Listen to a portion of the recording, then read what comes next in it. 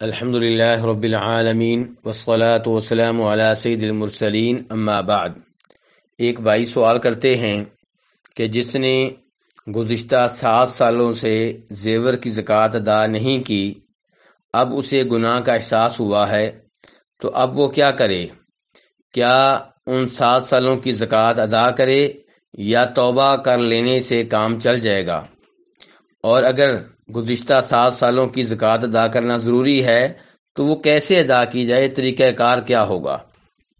تو گزارش یہ ہے کہ جس نے کئی سالوں سے زکوٰۃ ادا نہیں کی اور اب اسے اپنے جرم کا احساس ہوا ہے، وہ اللہ سے توبہ و استغفار بھی کرے اور گزشتہ سالوں کی زکوٰۃ بھی ادا کرے۔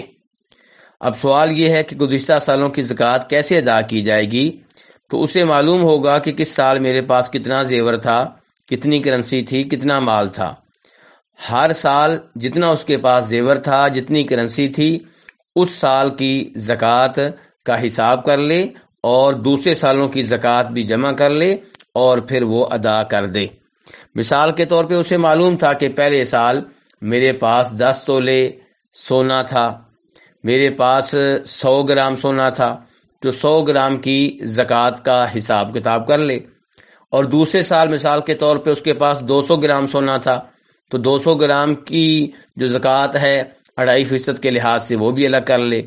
تیسرے سال مثال کے طور پہ اس کے پاس 250 گرام سونا تھا، تو 250 گرام سونے کی زکوٰۃ 2.5% کے لحاظ سے الگ کر لے۔